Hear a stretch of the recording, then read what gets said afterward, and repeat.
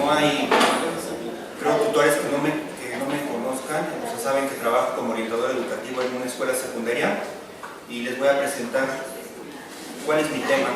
Lo titulé Autoevaluación crítica del servicio de orientación educativa y vocacional en la Escuela Secundaria Diurna 108 Bertrand Russell. Lo de la evaluación, porque en el contexto en el que estamos ahorita, con las reformas y con todos los cambios que ha habido, siento que al Departamento de Orientación no se le ha tocado, no se le menciona, no se habla acerca de cómo está trabajando. Se busca evaluar a los profesores, su trabajo en clase, se busca evaluar todas las instancias, pero al Departamento de Orientación no se le ha mencionado en nada. Entonces yo digo, bueno, ¿por qué no autoevaluar el trabajo que estoy haciendo, ¿no? Pero desde una perspectiva crítica, porque más allá de evaluar con esas intenciones, con ese interés de hacerlo para retroalimentar y buscar mayor eficacia, mayor productividad, etcétera, etcétera, o sea, de un interés netamente técnico, busco también cuestionar cuál es el sentido y el significado que tiene la orientación en secundaria. Eso me interesa también autoevaluarlo. Entonces parto, como todos ustedes lo han hecho, de una inquietud y bueno, la inquietud, o sea, que siempre me está dando como vueltas en la cabeza, es que cuando llegué yo a la escuela secundaria, casi de los primeros comentarios que yo llegué a escuchar acerca de orientación es que no se hace nada, ¿no? El departamento de orientación no se hace nada. ¿Sí? Y he trabajado en otras escuelas y de hecho al llegar lo primero con lo que se topa uno es que en orientación educativa no se hace nada, ¿no? Y entonces uno dice, bueno, ya a la hora de ir trabajando, trata uno un montón de sucesos, de eventos, ¿no? Desde conductas disruptivas, inasistencias, retardos, control de uniforme, incumplimiento de tareas, corte de cabello, negativismo desafiante, agresiones físicas y psicológicas, chismes y malos entendidos, conductas perturbadoras del orden, acoso escolar, el famoso bullying, rechazo al trabajo, insultos y faltas de respeto, posesión y consumo de sustancias tóxico-adictivas, portación y uso de celulares y otros aparatos electrónicos, robos, y por si fuera poco, trabajos de orden burocrático, administrativo y un largo, etcétera, todavía. Entonces dicen, pues, ¿cómo pueden decir que uno no hace nada si son un montón de eventos los que uno trata? Entonces, esa inquietud fue la que me movió para irme adentrando un poco más en el análisis de mi práctica, de lo que estoy haciendo, de cómo lo estoy haciendo. Pero bueno, con toda esa cantidad, ¿no?, de sucesos que ocurren ahí, pues necesita uno seguir cierta metodología, ser sistemático, ¿no? Y aquí vale la pena mencionar un proverbio africano que dice que la ciencia es el tronco de un baobab, que una sola persona no puede abarcar. El baobab es ese árbol que hay en África, así tan ancho, que no lo puede uno rodear con sus brazos, ¿no? No puede uno tocarse los dedos porque es muy ancho. Entonces así dicen ellos que es la ciencia, lo que sugiere de que el trabajo debe ser interdisciplinario. Y lo pongo porque también la práctica docente, o la práctica en mi caso del orientador, es también así de ancha, es difícil, ¿no? Sin embargo, Cecilia Fierro también hace uso del árbol como metáfora para decirnos que la práctica es ese tronco difícil de abarcar, pero que sin embargo se puede estudiar, se puede analizar, se puede reflexionar, siempre y cuando lo haga uno a través de las dimensiones que ella llama. Y yo, con mis reflexiones, me centro básicamente en la dimensión personal, la dimensión institucional y la dimensión intrapersonal, ¿no? Y eso ha implicado hacer una serie de preguntas del por qué soy orientador. No lo saben, pero antes de estudiar yo la carrera, pasé como por 3 o 4 y ya hasta perdí la cuenta, creo que fueron las carreras, ¿no? Andaba así como desorientado y eso también me hace preguntarme, ¿por qué soy orientador ahora? Es el dicho, en casa de Juan Herreros, ¿a dónde paras, no? Y entonces así decía yo, bueno, o sea, con mis cuestionamientos y mis cosas, ¿cómo ando yo ahorita orientando, no? En un momento dado, pero bueno, continué y dije, bueno, vamos a problematizar mi práctica, ¿no? Sin embargo, ya el término de problematización se volvió como muy polisémico, ¿no? Hablan de problematización, John Dewey, Bachelard, Foucault, Gilles Deleuze, Sánchez Puente, los tutores también como que problematizan diferente, y entonces les pongo la definición, definición que estoy empleando para problematizar, es de Weber, ahí dice Weber. Problematizar significa deconstruir, consiste en interrogar fenómenos a los que se les niega todo carácter natural y evidente, que son construcciones históricas, pero que están compuestas por ciertos materiales y obedecen a determinadas lógicas, presupuestos, objetivos, que se tratan de identificar y explicar. Pongo de construir en rojo porque quiero ir señalando cada una de las partes de esta definición, y lo que significa es como desensamblar. Hagan de cuenta que si yo quisiera comprender, por ejemplo, cómo funciona un carrito de cuerda, lo desensamblo, no para destruirlo, lo desensamblo para entender cómo funciona y lo vuelvo a armar, y de alguna manera así yo me doy cuenta de cómo está funcionando. Entonces eso se trata de hacer a la hora de deconstruir. Pero ¿qué es lo que voy a deconstruir? Pues ese fenómeno que hay que interrogar es la práctica, es mi propia práctica, ¿no? Y fenómeno en el sentido fenomenológico, porque es una vivencia muy particular mía, las vivencias de otro orientado son muy distintas, pero en ese sentido es que voy a interrogar, le voy a poner signos de interrogación a mi práctica, y sobre todo porque cuando yo, y hay que negarle, como aquí lo dice, ¿no?, el carácter natural y evidente, porque mucho de lo que uno hace parece tan natural, tan evidente, que a veces, o sea, no se cuestiona. Por eso hay que ponerle las interrogantes, ¿no? Por ejemplo, regresando a cuando yo ingresé a la escuela secundaria, todo el mundo ya esperaba algo de mí. ¿Por qué? Porque hubo orientadores atrás de mí que le dieron expectativas a las personas de cómo tenían que atenderse los asuntos, y esas son las construcciones históricas que tienen los demás docentes, las autoridades, hasta los niños, como para tener expectativas acerca de lo que va a hacer uno. Eso es importante a la hora de problematizar, o sea, cuáles son las construcciones y por lo tanto expectativas que tienen. En esta definición también nos hablan de los materiales que constituyen, ¿no?, esas construcciones. Pongo aquí interrogantes, ¿cuáles son esos materiales? Pues ya les pongo aquí que son prácticas, discursos, sucesos y actos simbólicos. En concreto, por ejemplo, los eventos, ya los había mencionado al principio rápidamente, pero le agrego aquí dos comentarios, que tiene uno que verlos desde lejos, ¿no? O sea, ya también Sánchez Puente lo dice, alejarse. Y pongo la pecera porque, bueno, todo el mundo conoce ese librito de autor conocido, que habla de que a veces uno está tan inmerso que es como el pez en el agua, que es el último en darse cuenta de que está en el agua, ¿no? Y así pasa, uno rodeado de todos estos eventos, lo ve uno tan natural, tan evidente, que se olvida uno, ¿no? Y lo que hay que hacer es salirse de la pecera, distanciarse y analizar. Aquí pongo también ejemplos de discursos y actos simbólicos típicos, ¿no? Ahí se escuchan en la oficina de orientación, en los salones. Por ejemplo, hay alumnos que no estudian porque son flojos. Hay alumnos que ya no deberían asistir a la escuela porque solo vienen a causar desorden y no trabajan. Hay alumnos que no atienden las indicaciones del profesor porque tienen déficit de atención. Hay alumnos que son indisciplinados porque padecen hiperactividad. Esas van de la mano. Canalizo a los alumnos de orientación para que les hagan algo. Si no les hacen nada, ellos van a seguir igual o peor. Si cada quien hiciera lo que le toca hacer, la escuela marcharía de maravilla. A toda acción corresponde una reacción. Lo que te digo es por tu bien. Yo bien que mal ya estoy del otro lado. Y un acto simbólico, pónganse de pie cuando un adulto entre al salón. O sea, si se fijan, tienen una lógica y la empleamos tan cotidianamente y no lo cuestionamos, que bueno, o sea, pero ¿por qué tienen que ser las cosas así? Si se fijan, hay como que una causa y un efecto. Hay alumnos que no estudian, es el efecto, porque son flojos, es la causa. ¿Quién dice, no? ¿Por qué? Pero se usa así de rápido, ¿no?, para tomar decisiones, porque ese también es el problema, de que tiene uno que estar así rápido, tratando de resolver todo. Y si se pone uno a tratar de comprender, de investigar y todo eso, ya le está tocando uno la puerta para el siguiente asunto y cuesta mucho trabajo, pero hay que cuestionarlo. Ese es mi punto, ¿no?, que tenemos que buscar los espacios para cuestionar esto.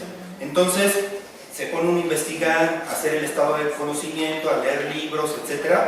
Y resulta, bueno, que esto ya lo han investigado también otros, por ejemplo Horacio Folladori, Dice, en el departamento de orientación se presentan situaciones que por encargo, ese es su término, por encargo, demandan su atención y solución. Eso del encargo no es nada más orientación, le pasa a toda la escuela, o no les ocurre que cuando llega un papá les dice, maestro, le encargo a mi hijo, ¿no? ¿Sí o no? El encargo es una depositación que las diferentes instituciones, por ejemplo la familia, realizan sobre los programas de orientación. Horacio Coladori se refiere a los programas de orientación vocacional, pero se puede generalizar, hay mucho de eso, ¿no? 10 años u 11 años después, por ejemplo en otro libro, dice, debido a que la escuela secundaria es una institución obsesionada con el control, se le pide al orientador que funja como dispositivo de sostenimiento de la disciplina escolar. Ese es el término de Furlan, dispositivo de sostenimiento de la disciplina escolar. Él habla de que hay básicamente tres formas, ¿no?, de controlar en la escuela. Uno es el currículum, otro es la cultura que se legitima y se trata de imponer, y otro son los dispositivos, por ejemplo, como orientación. De hecho, hay un libro también muy conocido que habla de orientación y dice que es el Ministerio Público de la escuela. Ah, pues aquí está, miren, Osama 2006.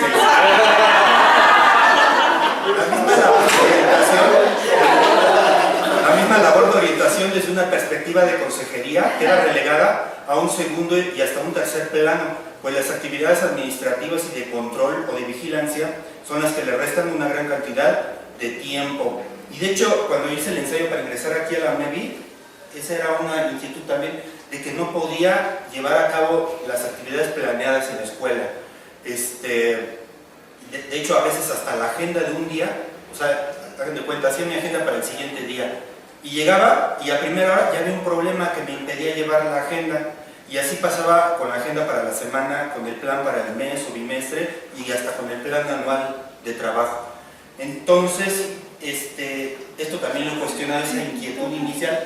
De hecho, como dijo el profesor Gerardo hace ratito, un plan preconcebido, ¿no? A lo mejor redunda un poquito, o es un poco pleonástico, pero más bien creo que enfatiza preconcebir un plan hoy en día, o sea, en educación, o sea, es bien difícil llevarlo a cabo así como uno lo piensa al principio. O sea, atraviesan un montón de contingencias, de situaciones que lo impiden.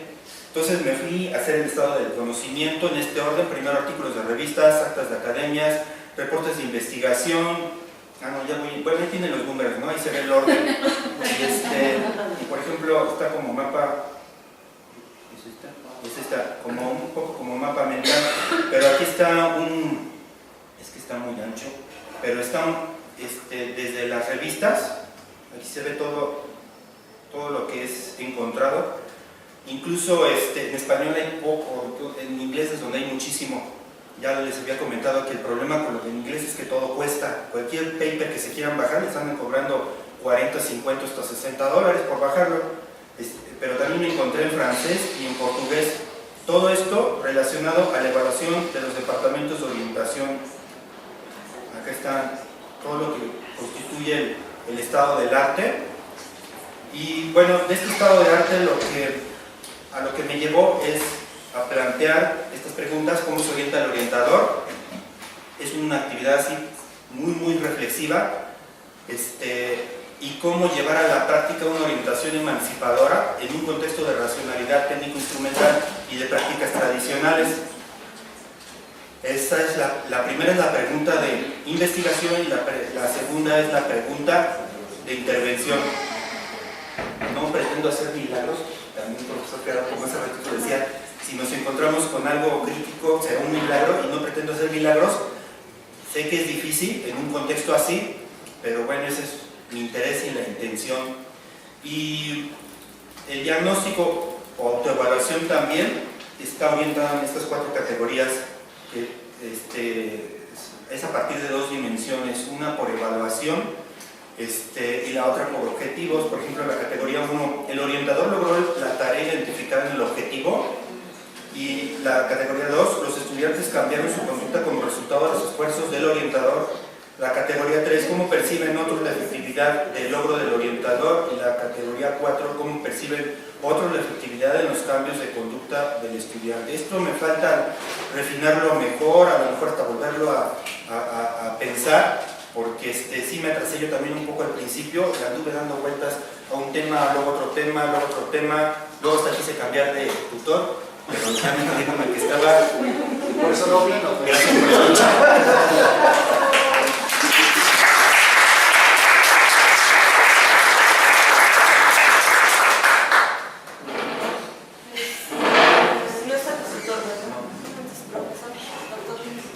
Bueno,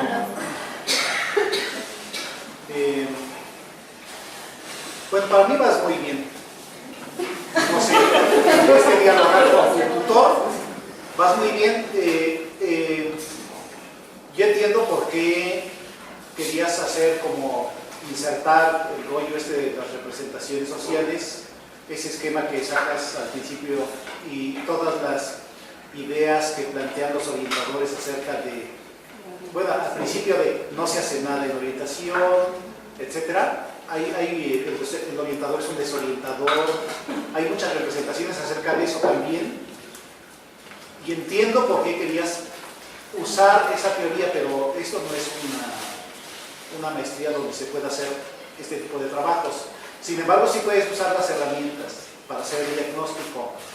Y dentro de la teoría de las representaciones sociales hay una tendencia, hay tres tendencias. Hay una tendencia que es crítica, emancipatoria, y ahí es donde va el principal comentario, porque si tú vas a plantear en tu título y en tu propuesta una autoevaluación crítica, habría que retomar entonces, digo, eso es a fuerza, ¿no? Un concepto de crítica, y si dices más adelante emancipatoria, pues por lo tanto tendría que ser desde la teoría crítica de la Escuela de Frankfurt, particularmente aquella, yo ya lo habíamos platicado, ¿verdad?, de la definición que hace Henry Giroux acerca de la crítica, ¿no? Y entonces todo tu documento va a tender a ser un cuestionamiento constante tú planteaste discursos, actos simbólicos y no sé qué cosa. Yo me quedaría con tres cosas. Yo les había planteado al principio, ¿no? Formas de hacer, sentir y pensar, que son lo que planteaba Durkheim como hechos sociales, digamos. Formas de hacer, sentir y pensar, es decir, qué hace el orientador, qué piensa, qué siente, ¿no?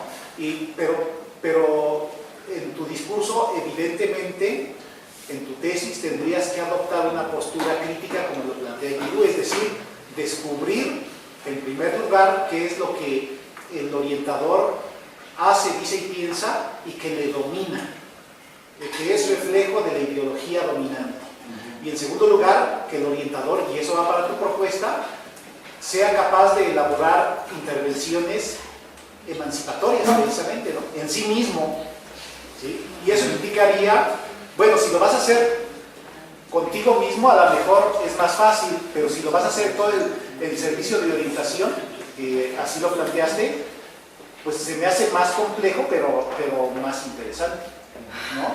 Y yo creo que valdría la pena intentarlo hacer, y eso te permitiría también hacer una ligazón con todo este discurso de la gestión escolar, pero desde una perspectiva crítica también. Ahí podríamos quizá ingresar. Es decir, nada más hay que tener cuidado, porque ahora lo hiciste muy bien, pero uno puede caer fácilmente en mencionar sentidos comunes desde la tecnología, desde la racionalidad técnica positivista, etcétera, y en tu caso no vas por ahí, evidentemente. Entonces hay que tener cuidado para que todo tu trabajo, todo tu sustento teórico, etcétera, vaya dentro de esa misma lógica. Y pues yo también te felicito, porque para mí vas muy bien y lo expusiste muy bien. Sí.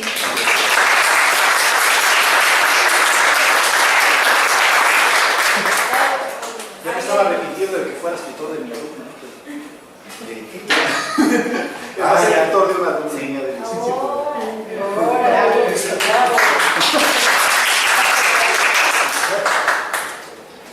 ¿Algún comentario más? Si no hay comentarios, sí. Bueno, a mí como que me quedó un poco difícil de entender, tal vez lo de la parte de la gestión, pero Sí, más adelante, o si no. Es que Ajá. sí, casi no lo mencioné. Sí, no, si no entendí bien lo. profesor, Yo.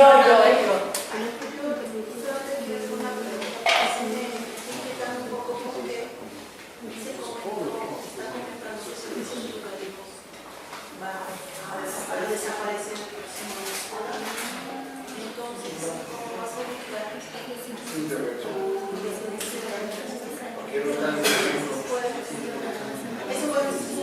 va a desaparecer.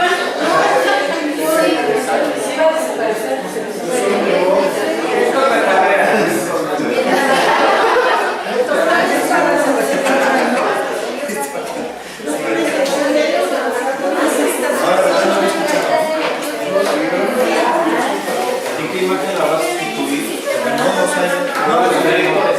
Bueno, entonces ya últimos Voy a dar con Mayaret. Ya acabaron. Oigan, Comentario y el personal. gracias. ¿Cuántos? Yo a propósito de la gestión y a colación de los comentarios de cuando yo expuse esta parte, sí me quedó así como que el conflicto y después la necesidad de ir a buscar y definitivamente cuando se toman los principios de la administración pública y la base de cómo nacen las escuelas y todo eso, en algún momento no checaría con estos modelos de gestión, ¿no? Planteados.